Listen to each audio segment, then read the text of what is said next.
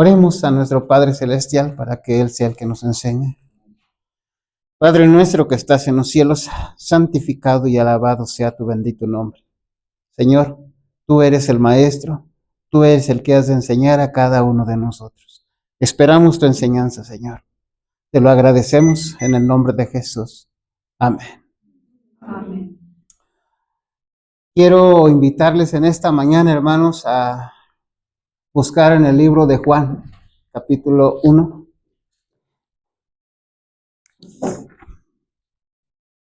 Libro de Juan, capítulo 1.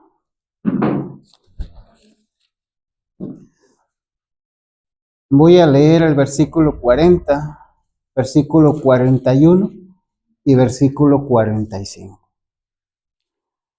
Hermanos, si alguien de nosotros no quiere aburrirse, quiere entender, necesario es que busque los textos cuando los mencionamos. Juan, capítulo 1, verso 40, dice de la siguiente manera: Era Andrés, hermano de Simón Pedro, uno de los dos que habían oído de Juan y le habían seguido. Este halló primero a su hermano Simón y díjole: Hemos hallado al Mesías, que declarado es el Cristo. Hemos hallado al Mesías, que declarado es el Cristo. Y versículo 45 dice así: Felipe halló a Natanael y dícele: Hemos hallado a aquel de quien escribió Moisés en la ley y los profetas, a Jesús, el hijo de José, de Nazaret. Ahora quiero invitarles, hermanos, a recordar los dos propósitos del Evangelio de Juan. Se encuentran en San Juan capítulo 20, versículo 30 y versículo 31. Los dos propósitos fundamentales que tiene el libro de Juan. Los dos propósitos fundamentales que tiene el Espíritu Santo para cada uno de nosotros a través del libro de Juan. Dos propósitos fundamentales. Se encuentran en San Juan capítulo 20, versículo 30 y versículo 31. Dice el Espíritu Santo a través de Juan así: Y también hizo Jesús muchas otras señales en presencia de sus discípulos que no están escritas en este libro. Versículo 31. Estas empero son escritas para que creáis que Jesús es el Cristo, el Hijo de Dios.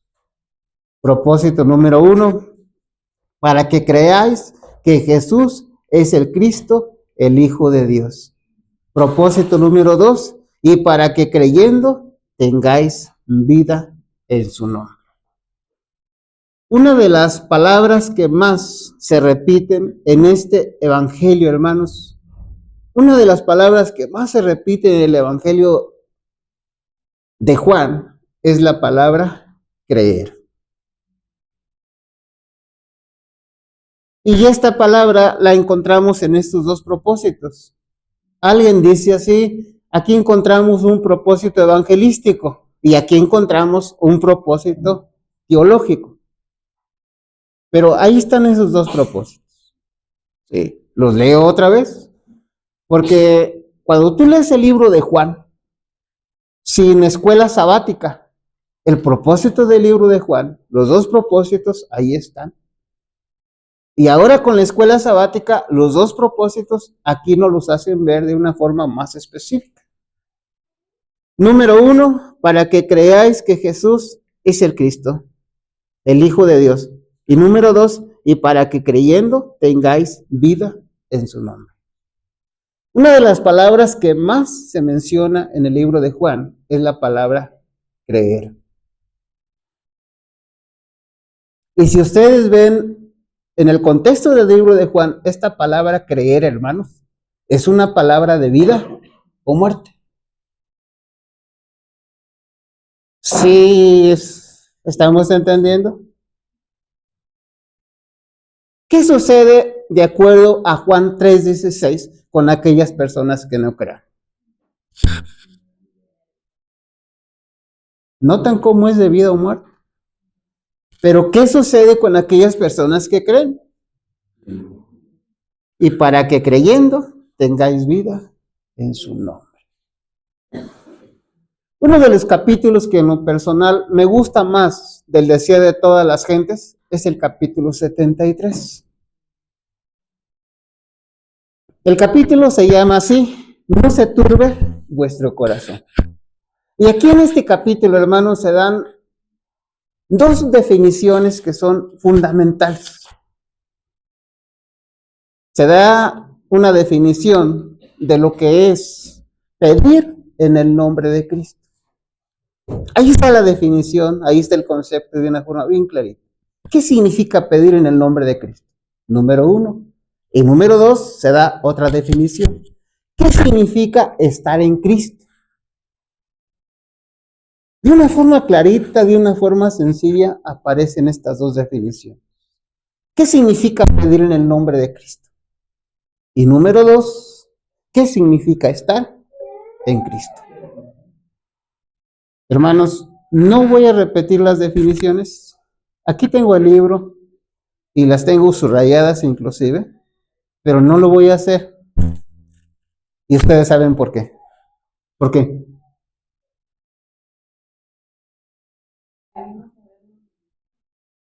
Bueno, sí, pero la idea es, hermanos, que ustedes vayan, las investiguen estas dos definiciones. Porque si ahorita las leemos aquí, posiblemente se nos va a olvidar. Número 1, ¿qué significa pedir en el nombre de Cristo? Y número 2, ¿qué significa estar en Cristo? Hermanos, habla su conciencia. ¿Creen ustedes que estas dos definiciones sean importantes? Saben que estas dos definiciones no son importantes, son muy importantes, muy importantes. Tuvimos una semana para leer ese capítulo, hermano. De veras, si ustedes lo vieran desde un punto de vista lógico, hermano, una lógica humana, inclusive, nos daría vergüenza que no pudimos leer un simple capítulo en la semana. Y disculpen, hermanos, si alguien se ofende, pero no pudimos leer un capítulo en la semana de suma importancia. Ojalá que todos lo hayamos leído, hermanos. Ojalá que todos lo hayamos leído. Porque hay muchas cosas importantes. Dos definiciones, pero hay muchas cosas importantes ahí. El capítulo es el 73, se llama No se turbe vuestro corazón. Vamos a detenernos 1 minuto, 2 minutos en esta palabra, hermanos, que es fundamental. Creer. Quise investigar, tal vez alguien de ustedes también, ¿qué significa la palabra creer? Y realmente la definición de creer, hermanos, si ustedes lo vieron cómo se encuentra en griego, es una palabrota bien grandotota. Y algunas de esas definiciones, algunos de esos conceptos que aparecen, están sencillos de entender. Por ejemplo, dice uno que creer significa pensar que es posible. Otro concepto u otra definición es tener fe. Y otro concepto o definición es entrega el corazón a Dios. Y tienen sus raíces, tienen sus bases, porque esos tres conceptos significa creer. Estas tres frases no se encuentran en diferentes diccionarios. ¿Sí? Me fui al diccionario etimológico y es ahí donde aparecen estas tres definiciones de creer. Número uno, pensar que es posible. ¿Sí? Número dos, tener fe. Número tres, ¿cuál dijimos? Entrega el corazón a Dios. Esto es creer. Esto es creer. Miren, hermanos, tal vez tengamos que detenernos un poquito más de 2 minutos en esto, pero se van a dar cuenta que es importante. Cuando tú y yo analizamos, ¿por qué hay aquí dos personas? Y los dos químicamente son lo mismo. Vamos a pensar la misma cultura, la misma edad, es más, de la misma familia. Pero ¿por qué un mismo mensaje que escuchan los dos? Uno cree y el otro no. En una familia se presenta un mensaje y de la familia que está integrada por 15 miembros, unos creen y otros no. Por eso, hermanos, número uno, el creer es algo de vida o muerte. Y número dos, el creer es algo misterioso, hermano. Es algo que no es tan sencillo como pudiéramos ver. ¿Por qué uno cree y por qué otro no cree?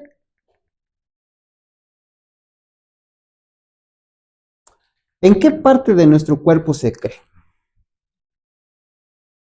Libro de Romanos, capítulo 10, versículo 10. Miren, vamos a verlo de pasadito. Así es. Libro de Romanos, capítulo 10, versículo 10.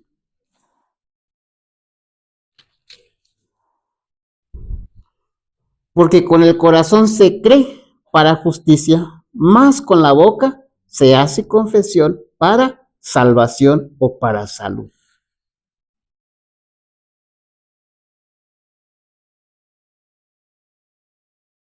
Leo el versículo 9. Que si confesares con tu boca al Señor Jesús y creyeres en tu corazón que Dios le levantó de los muertos, serás salvo. Porque con el corazón se cree para justicia, mas con la boca se hace confesión para salvación o salud. Porque la Escritura dice, todo aquel que en él creyere no será avergonzado. Y si viéramos otro párrafo de Pablo, dice que creí, por eso hablé. ¿Se acuerdan de esto? En Corintios. Creí, por eso hablé. Hay una relación muy estrecha en lo que tú crees y en lo que tú hablas. Hay una relación muy estrecha en lo que tú crees y lo que tú haces. Y aquí hay un problemita. Podemos creer que creemos cuando realmente no hemos creído. Yo creo que creo, pero tal vez no es verdad. Y aquí está el engaño. Aquí está el autoengaño. Vivo 20 años creyendo que yo he creído en Cristo, pero la verdad, hermanos, es que no. Y es un autoengaño que yo no me doy cuenta. Yo estoy seguro que creo, pero la gente que ve, que está a mi alrededor, si me analiza un poco, se va a dar cuenta que no es cierto. Ese es un peligro, porque el texto no dice que aquel que crea que cree será salvo. No, aquel que cree.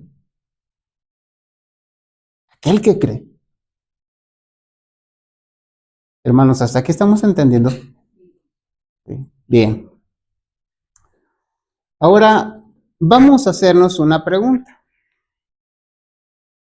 ¿Cuáles son las evidencias que da Juan para que tú y yo creamos? Una de las evidencias tiene que ver con la palabra de Cristo, ¿o no? Sí. Otra de las evidencias, ¿ibas a decir algo, Yasmin? Ajá, así es, ok. Número 1, tiene que ver con la palabra o las palabras de Cristo. Esa es una evidencia. Otras de las evidencias tiene que ver con las obras de Cristo. Esto ya lo vimos, hermanos, ¿se acuerdan? Sí. Otra de las evidencias tiene que ver con los milagros o señales que hacía Cristo. Ahora miren cuántas llevamos. Sus palabras de Cristo, sus obras de Cristo, las señales de Cristo, los milagros de Cristo. Gente que veía a Cristo, gente que escuchaba a Cristo, veía sus obras de Cristo. ¿Y qué más? Sí. Y entonces, con todo eso, hermanos, hubo gente que, ¿qué pasó? Algo misterioso. Algo misterioso.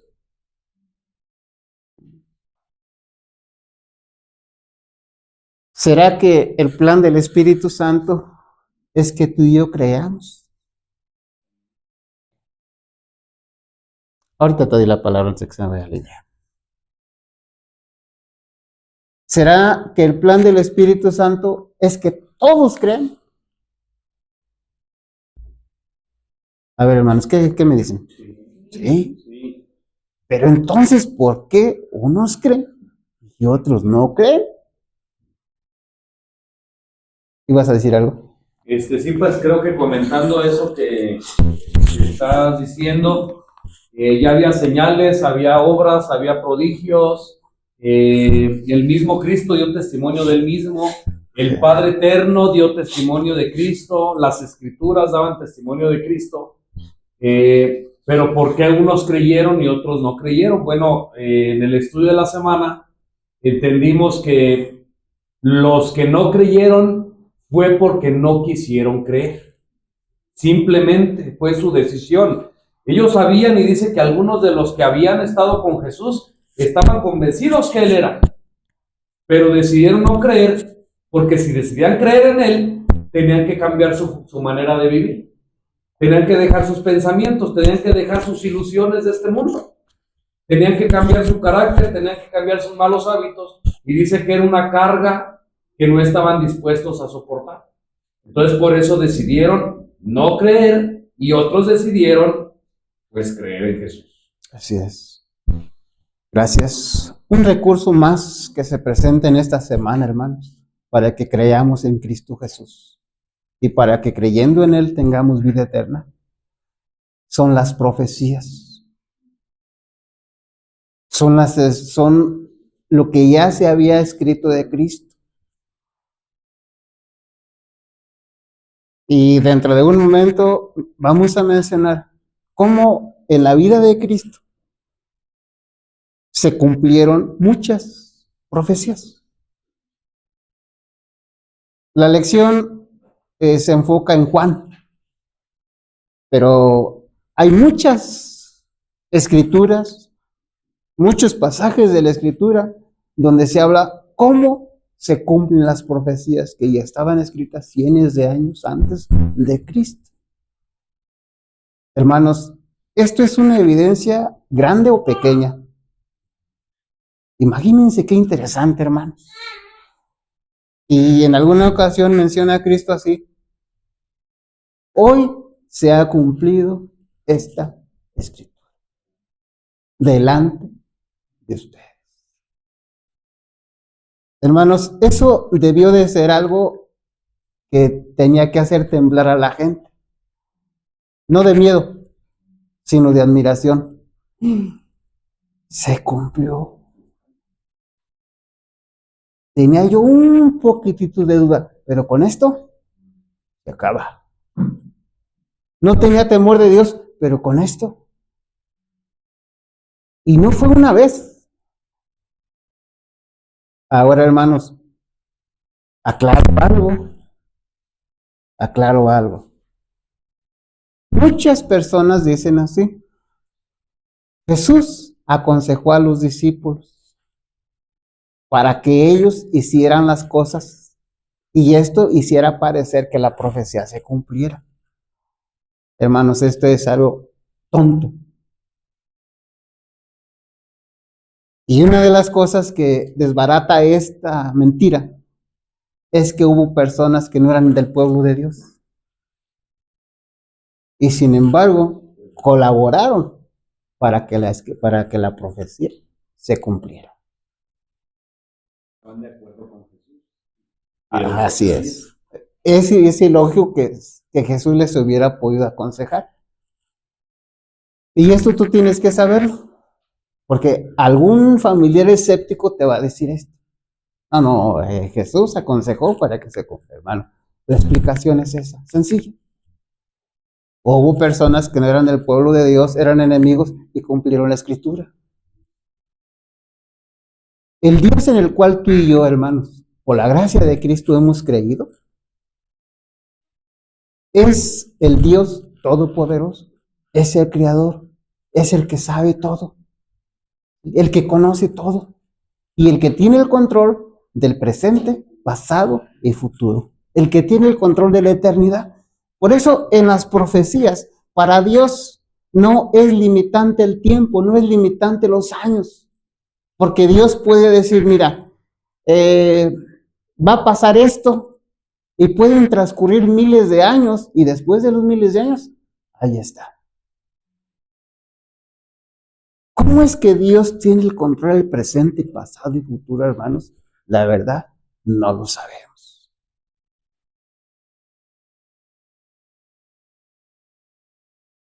¿Cómo es que Dios puede hacer todas esas cosas? ¿Cómo es que Dios puede conocerte a ti, puede conocerme a mí miles de años antes de que tú nacieras, de que yo naciera? Solamente aquí en este mundo, en este planeta, estamos hablando de algo así como de 8,000, 9,000 millones de personas.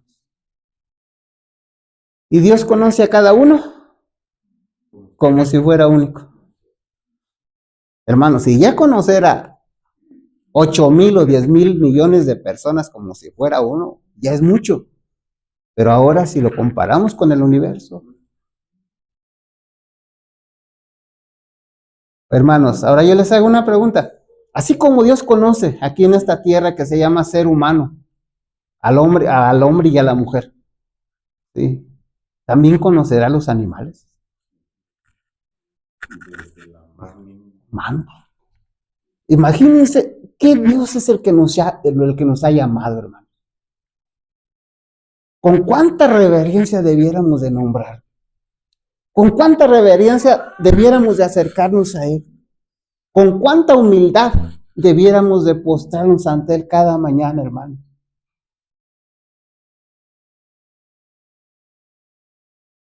Y podríamos mencionar los árboles.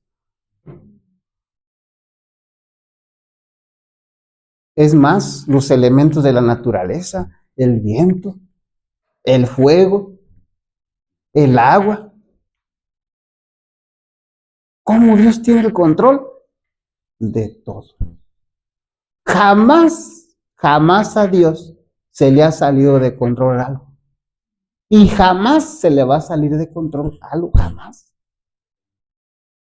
¿Sí? Porque todo lo puede, es omnipotente. Él es el Dios, hermano, que te ha llamado. Él es el Dios que me ha llamado. Él es el Dios que dio a su Hijo unigénito para que muriera por ti y por mí. Y Dios dice así, Él es mi Hijo amado. A Él. Y si tú le crees a Dios, ¿qué vas a hacer? Vas a oír a Cristo. ¿Y qué te dice Cristo? No se turbe vuestro corazón, crees en Dios, cree también en mí. En la casa de mi Padre muchas moradas hay. Voy pues a preparar lugar para vosotros. Y si me fuere y os prepararé el lugar, vendré otra vez y os tomaré a mí mismo, para que donde yo estoy, hermanos, si nos quedáramos con esto en esta mañana, ibas a decir algo. Ok. En tu vida, tú vas a poder ver a Dios. Y lo más seguro es que ya lo has visto en sus obras, en lo que Él te dice, en su palabra. Y hubo una pregunta que hizo Cristo que se encuentra en San Juan 5, 39, 40, 41. Porque le estaba hablando Cristo a personas no que no leían la Biblia, sino a personas escudriñadoras de la palabra. Ustedes escudriñan las Escrituras, creyendo que en ellas tienen la vida eterna. Ellas son las que dan testimonio de mí. Y luego dice, y ustedes no quieren venir a mí. Hermanos, algo misterioso. Bueno, tú has visto evidencias de Cristo, tú has visto evidencia de Dios, tú estás seguro que Cristo es el Cristo, el Mesías prometido, el que te va a salvar, el que va a dar la vida por ti. Y no querer ir a Él, no querer buscarlo, no obedecerle, no escucharlo.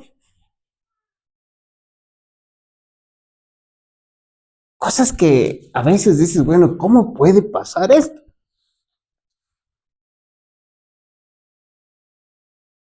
¿Hay algún comentario hasta aquí?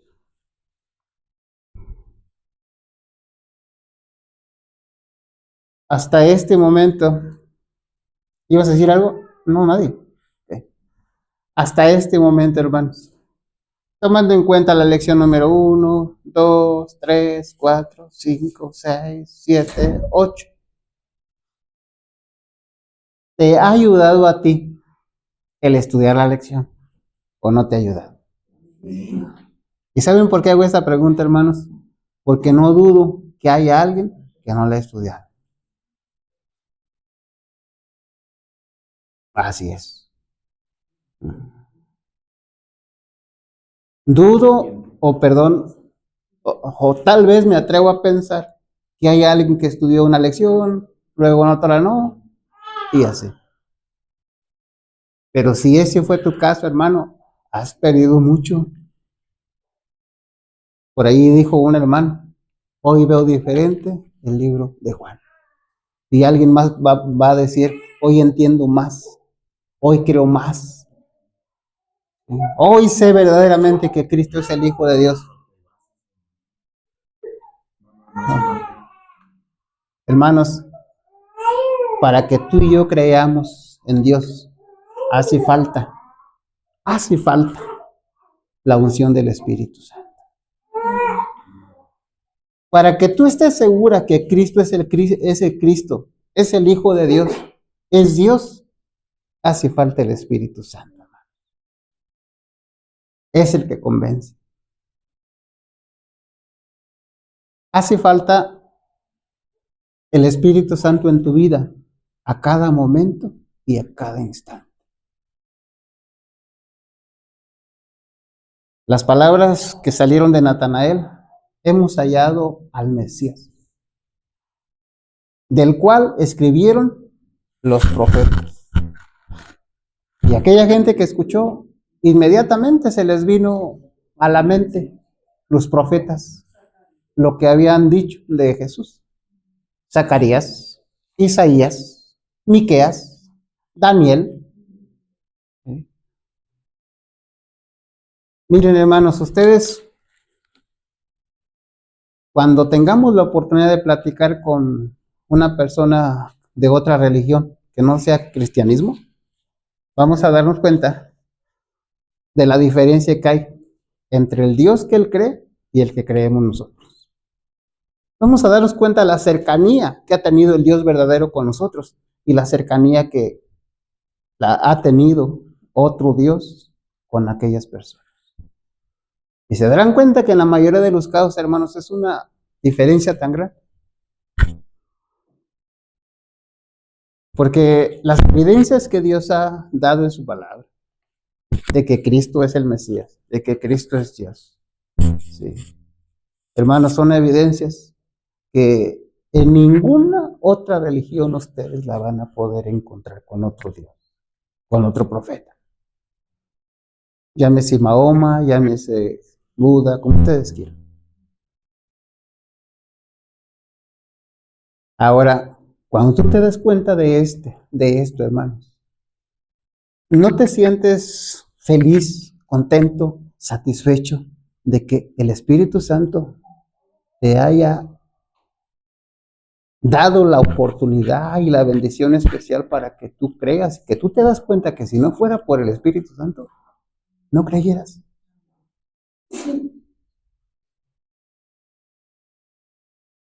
Retomo, hermanos, algo de hace un ratito.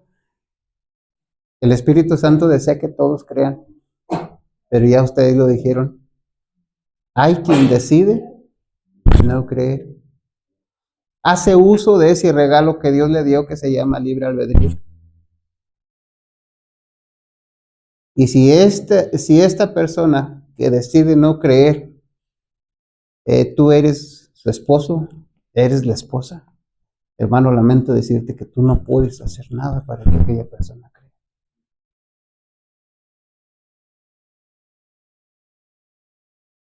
No puedes hacer nada, hermano, porque eso es algo personal. ¿Cómo es el libre albedrío? Personal. ¿Alguien quiere salvarse? ¿Se va a salvar? Porque no va a poner obstáculo al Espíritu Santo. ¿Alguien quiere perderse? Se va a perder porque va a poner muchos estorbos al Espíritu Santo. Y tú y yo, hermanos, no vamos a poder hacer nada.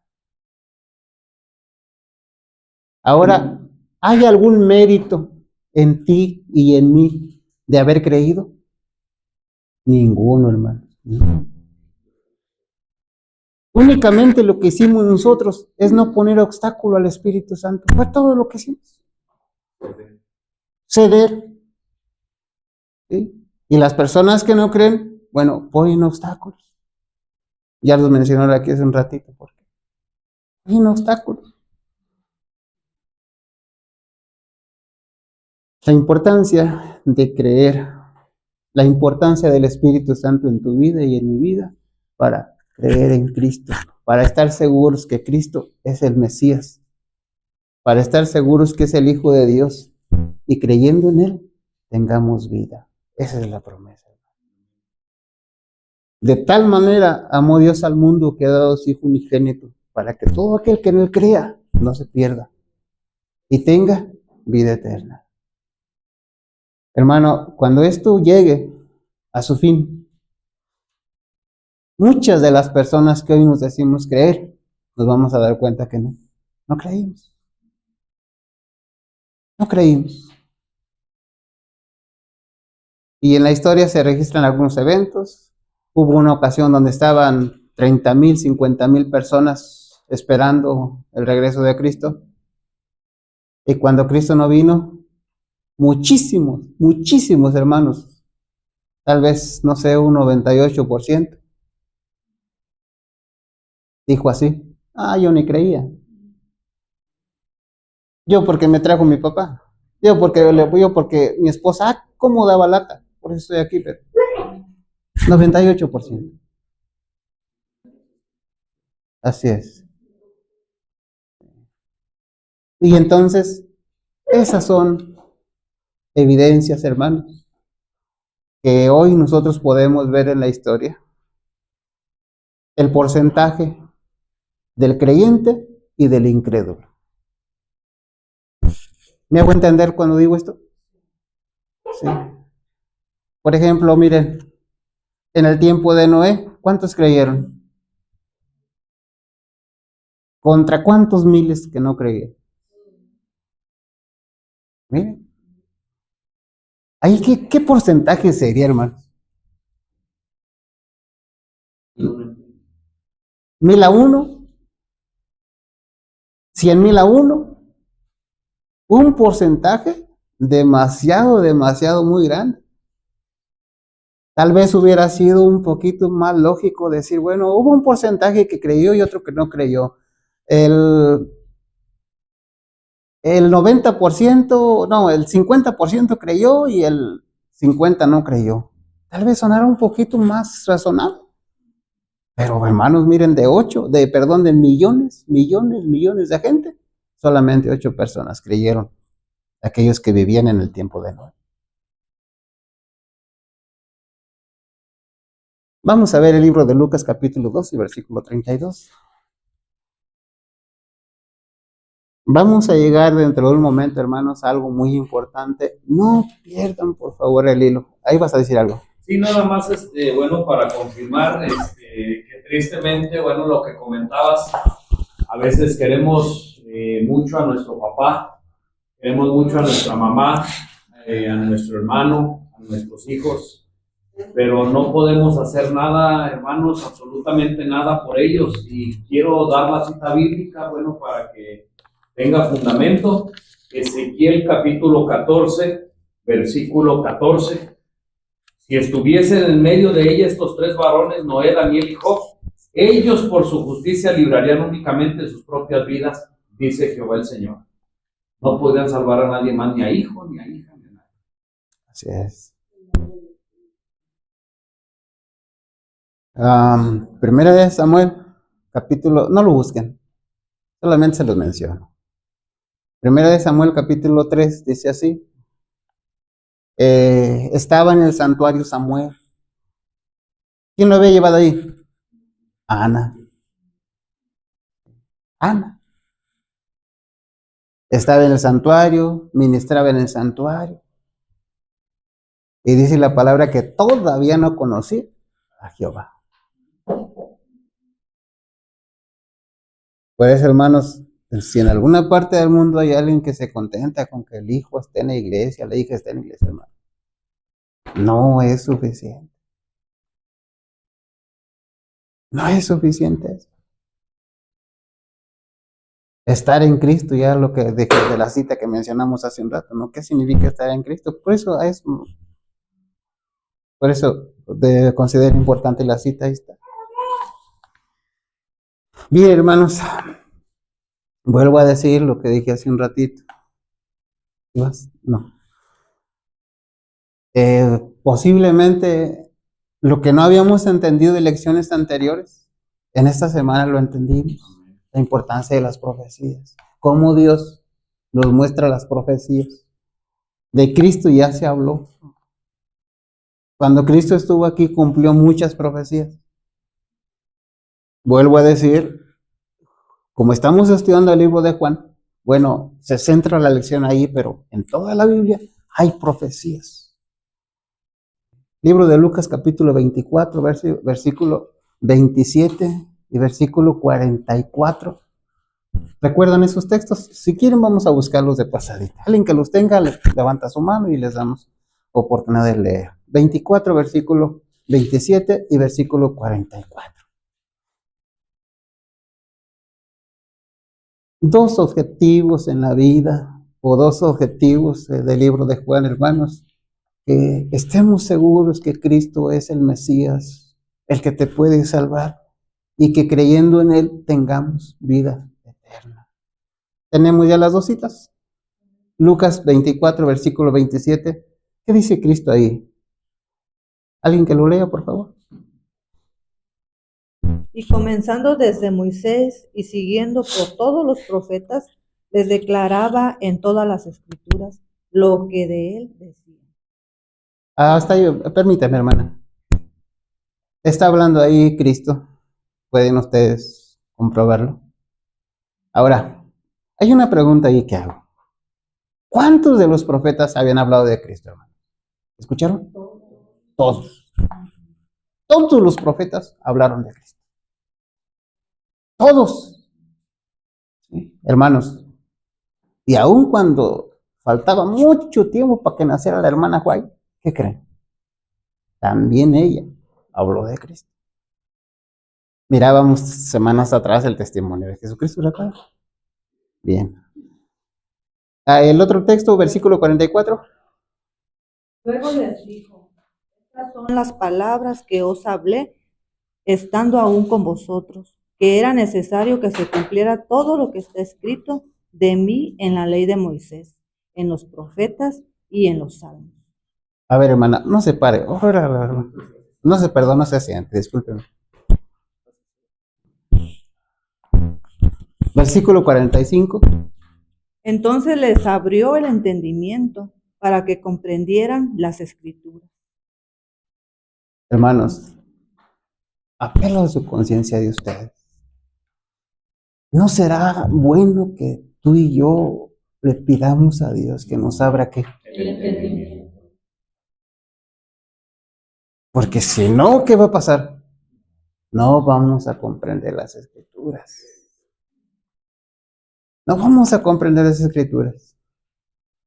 Y ahora, hermanos, los llevo a Isaías capítulo 11, versículo 2.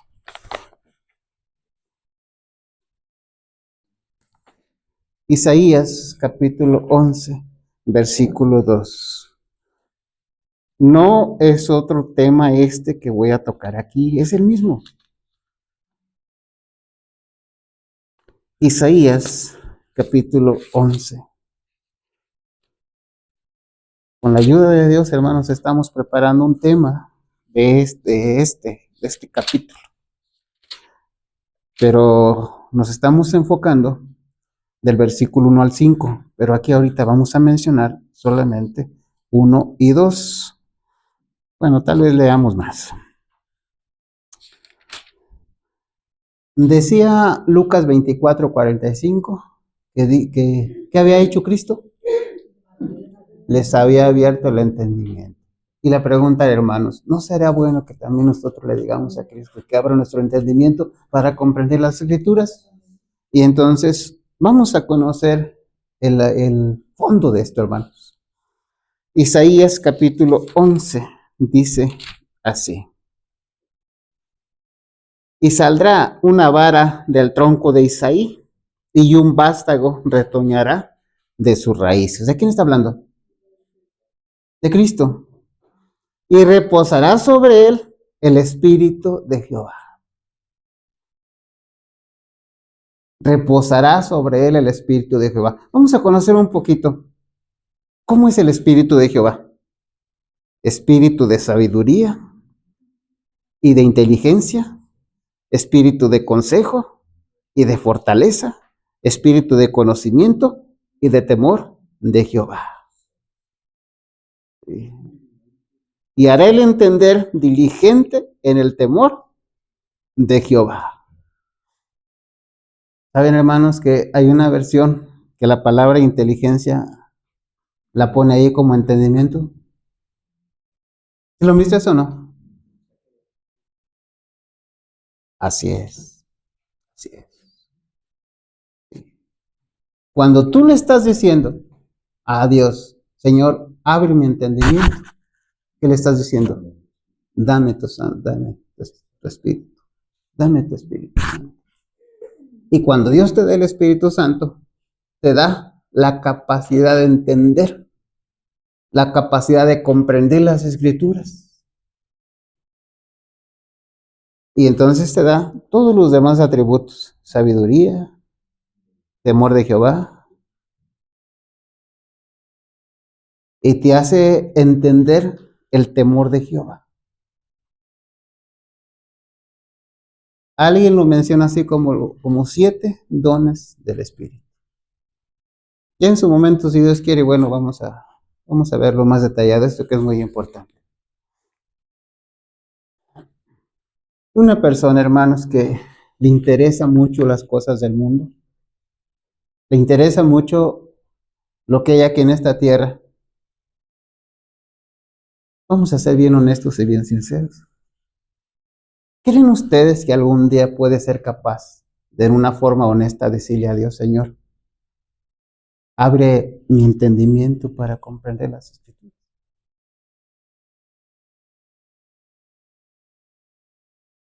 Pero con con sus anhelos aquí en esta tierra.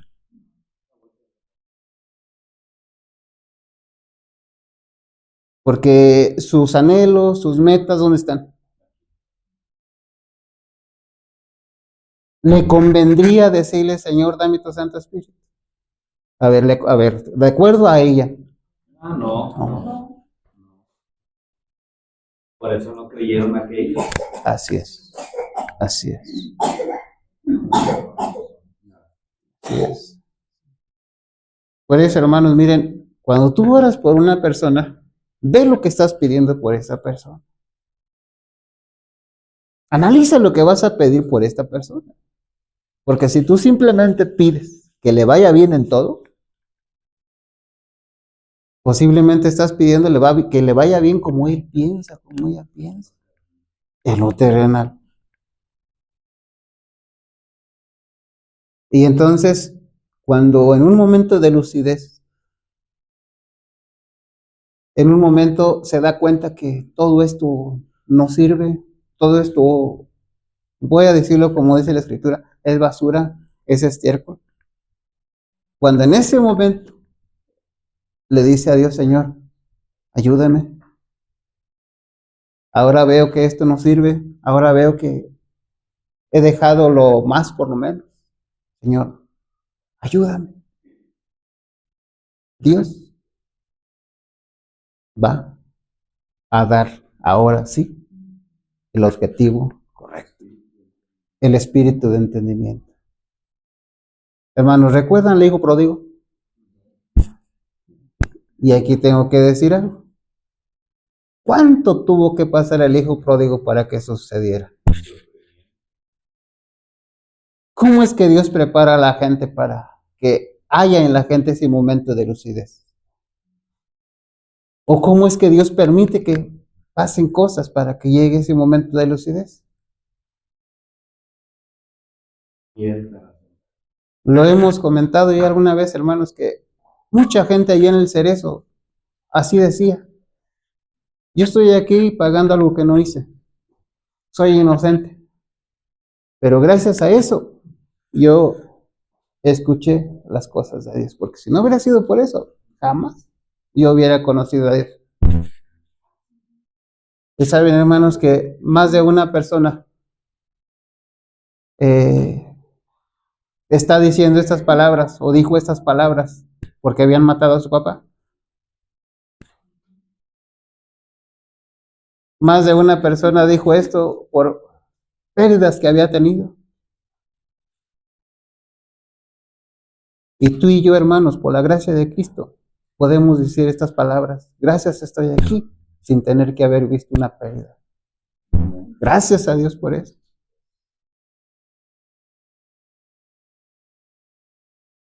Por eso, ve cuando tú pides algo por tu familiar, por el vecino, ve qué estás pidiendo por el hermano. Hermanos, miren, cerca de mí, hay una persona que quiero mucho. Y más de una vez yo estuve con ella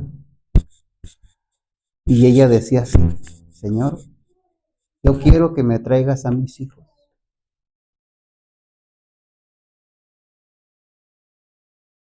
Yo quiero que me traigas a mis hijos a las cosas de Dios. Y si tienes que traerlos sin un pie, sin una mano, pero tráelos junto de ti.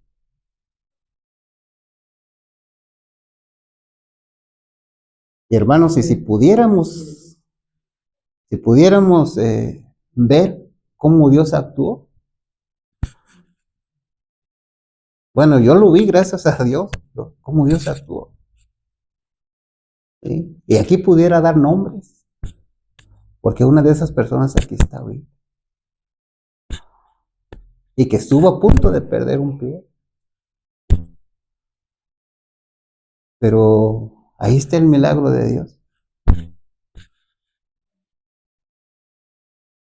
Nunca vayas a pensar tú que lo que te han dicho en la iglesia lo que te hemos dicho aquí, lo que tú has leído, son cuentos. Nunca pienses, hermano, porque Dios es serio.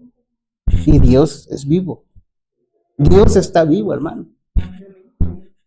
Y por eso cuando te acercas a Él, cuando le hablas, tienes que ver qué estás hablando con Él. Tienes que pensar qué estás pidiéndole, porque Él no juega. Hermanos, y a veces pienso así. Y yo no sé si inconscientemente lo he hecho, pero espero que no. Bueno, como en un tema, en un sermón, y alguien dormido. En un tema, en un sermón, y alguien no pone atención. Alguien la mente y la tiene en otro. ¿Cómo puede ser esto? Cuando yo sé y tú sabes que Dios conoce cuántos pensamientos. Se dará cuenta que Mario está su mente en otro lado. ¿Cómo puede ser esto? Leíamos en una ocasión que mucho de esto se debe al concepto que tenemos de Dios. ¿Se acuerdan de esto, hermanos? Cuando vimos dónde estaba el asiento de la irreverencia, es el concepto que los padres permiten que sus hijos tengan de Dios. Allá empieza la raíz de la irreverencia. Personas en el tiempo de Juan que creyeron y personas en el tiempo de Juan que no creyeron. Lucas 2 y versículo 34, perdón, 32, ahora sí. Ya hasta lo perdieron, ¿verdad? Luego no vamos a Isaías, fuimos a Isaías, pero Lucas 12, 32.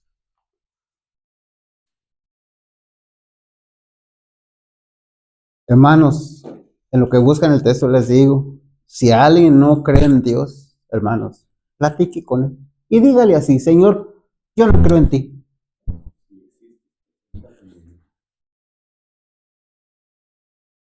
Mejor es que hoy te des cuenta que no crees en él. Porque si te das cuenta cuando sea tarde, bueno, ¿para qué va a servir ya? ¿Cómo dice 12:32 de Lucas?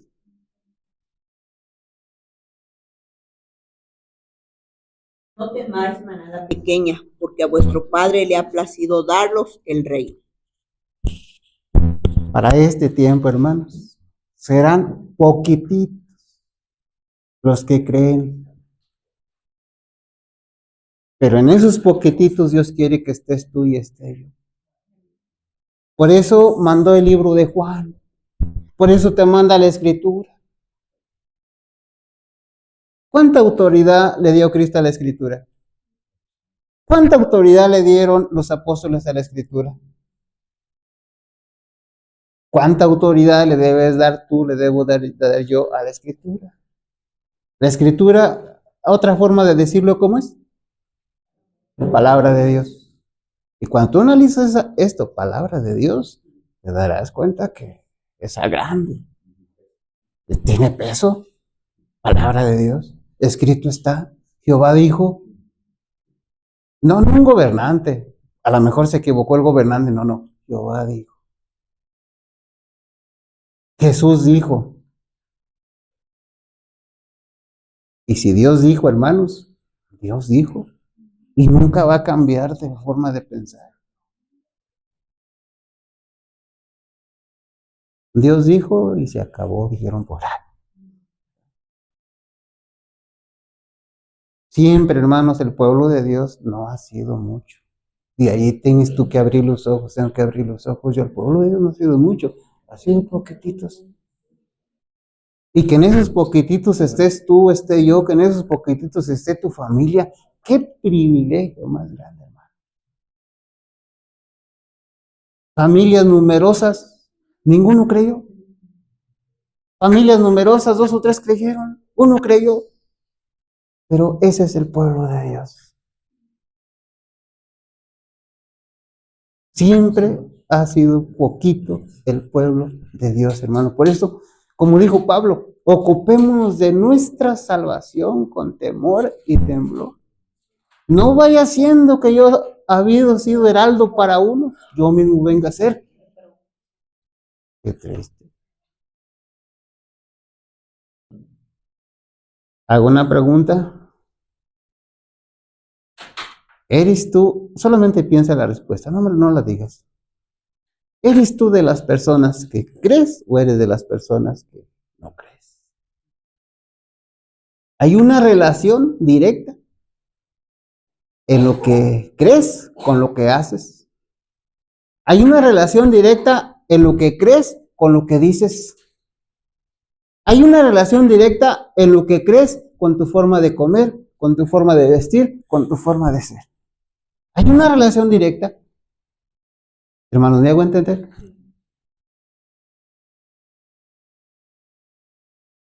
Leo estos dos párrafos. Mientras tanto,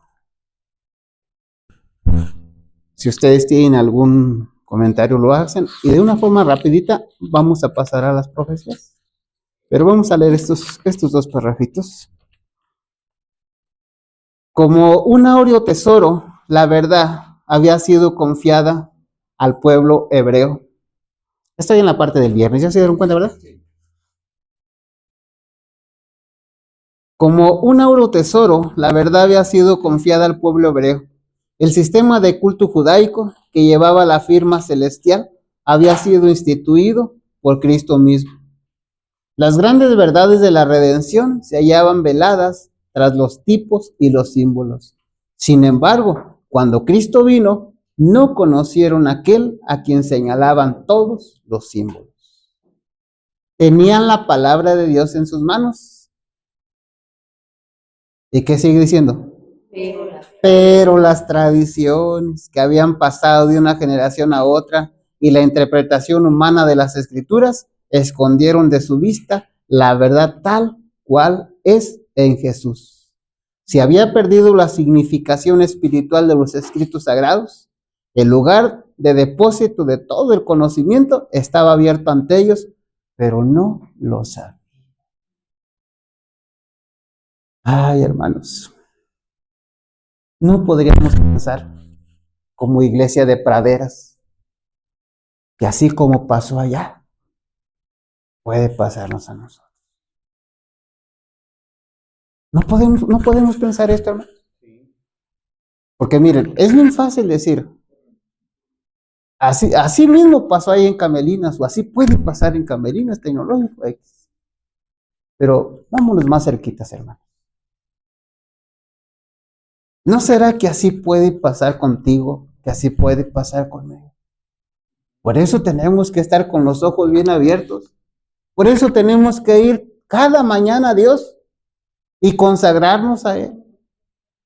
Buscarlo a cada momento, a cada instante, hermanos. No vaya haciendo que así como pasó allá, pase acá también. Dios no esconde su verdad de los hombres. Ahora escuchemos esto. Por su propia conducta, ellos la oscurecen para sí mismos.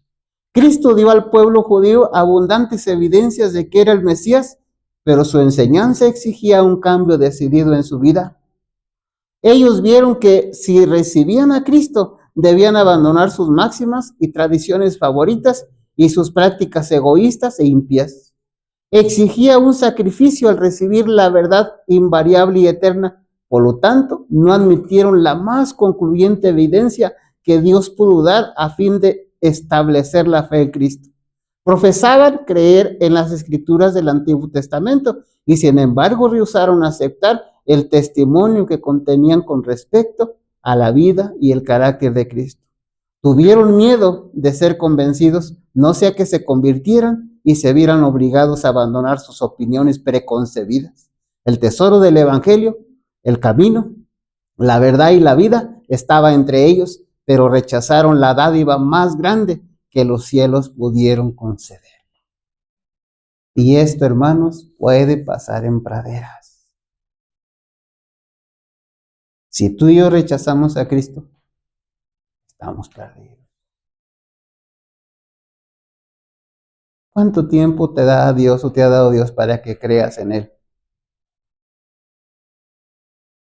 Y si al momento tú no crees, ¿cuál será la razón? Lo acabamos de ver, lo acabamos de leer. ¿Dónde está tu tesoro? Ahí está tu corazón. Si tu tesoro está aquí, Va a ser difícil que tú quieras, que tú elijas. Decía por ahí alguien en la mañana, no se puede servir. Tú debes de estar consciente de eso, yo debo estar consciente de esto. ¿Sirves al mundo o sirves a Dios? Todos aquellos que se hacen amigos del mundo. ¿Dice así o no? ¿Verdad que sí? Bien, hermanos, de pasadita, las profecías. ¿Alguien tiene algún comentario? Por si alguien no leyó la escuela sabática, hermanos, vamos a dar un repaso de las profecías de Cristo contenidas en Juan. Isaías 43, ¿de qué habla? Rápido. Yo soy la voz de uno que clama en el desierto. La confirmación. ¿En qué momento se cumple esa escritura? Con Juan. Juan 1, versículo 23. Yo soy la voz. Así es. Y ahí si hubieran estudiado esos hombres, hubieran dicho, todo lo que está escrito allá estamos viendo. Así es. Así es. Sí. Salmo 69, 9.